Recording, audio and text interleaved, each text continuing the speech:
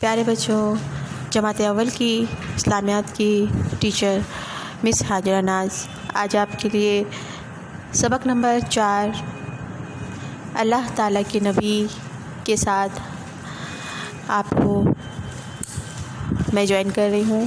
تمام بچے میری ریکارڈنگ سنیں، اس کے بعد اپنی کاپیز پہ آپ کو کام کرنے میں آسانی رہے گی۔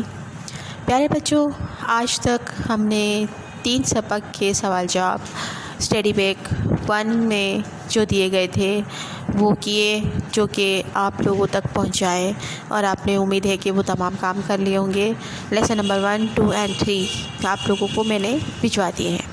آج سبق نمبر 4 یعنی اللہ تعالیٰ کے نبی، جس کی پڑھائی کریں گے ہم۔ پیارے بچوں، آئیے سبق کی پڑھائی کرتے ہیں۔ اللہ تعالیٰ کے نبی، اللہ تعالیٰ اپنے بندوں پر بہت مہربان ہے۔ اس نے اپنے بندوں کو سیدھا راستہ دکھانے کے لیے نبی اور رسول بھیجے۔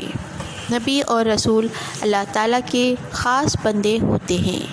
اللہ تعالیٰ ان پر اپنا پیغام نازل کرتا ہے۔ نبیوں اور رسولوں نے لوگوں کو اللہ تعالیٰ کی عبادت کی طرف بلایا اور نیکی کا راستہ دکھایا، ان کو زندگی گزارنے کا طریقہ سکھایا، اچھائی اور برائی میں فرق بتایا۔ اللہ تعالیٰ کے سارے نبی اور رسول سچے تھے۔ سب سے پہلے حضرت آدم علیہ السلام اور سب سے آخری نبی حضرت محمد مصطفیٰ صلی اللہ علیہ وسلم ہیں۔ بچوں، سبق کی پڑھائی ہوئی، آپ لوگوں نے سبق کی پڑھائی سنی۔ اب ہم اس سبق کے سوال جواب کریں گے۔ میں سوالات بولوں گی اور جوابات آپ کو بتاؤں گی تاکہ آپ اپنی کاپی پہ سے کر سکیں اور آپ کو سمجھ آ جائے۔ پیارے بچوں، سوال نمبر 1 ہے، اللہ تعالیٰ نے اپنے بندوں کو سیدھا راستہ دکھانے کے لیے کن لوگوں کو دنیا میں بھیجا؟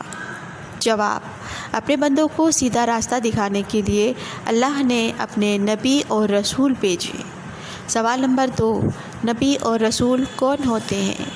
جواب نمبر 2، نبی اور رسول اللہ کے خاص بندے ہوتے ہیں۔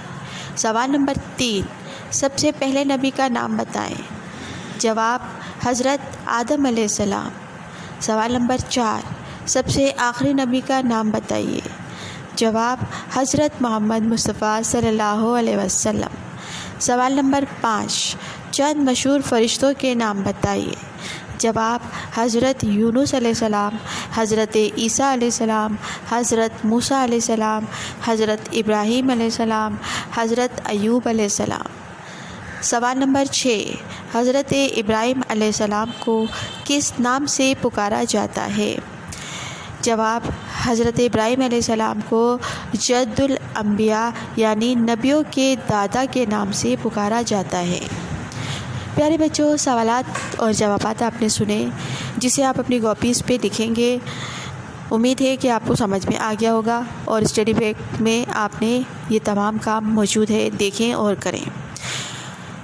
اس کے بعد ہم اس سبق کی خالی جگہ کریں گے۔ میں خالی جگہ بول رہی ہوں، آپ لوگ سنیں۔ خالی جگہ نمبر 1، اللہ تعالیٰ اپنے بندوں پر ڈیش ہے، ڈیش پہ آئے گا مہربان۔ خالی جگہ نمبر 2، نبی اور رسول اللہ کے خاص ڈیش ہوتے ہیں، ڈیش میں بندے آئیں گے۔ خالی جگہ نمبر 3، اللہ کے سارے نبی اور رسول ڈیش ہوتے ہیں، ڈیش میں آئے گا سچے۔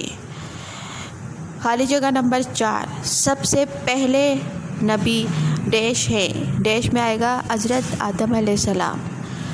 خالی جگہ نمبر 5، سب سے آخری نبی کا نام ڈیش ہے، ڈیش میں آئے گا حضرت محمد مصطفیٰ صلی اللہ علیہ وسلم۔ پیارے بچوں، سبق نمبر 4 کی آپ نے پڑھائی سنی، سوال جواب سنے اور خالی جگہ بھی سنی۔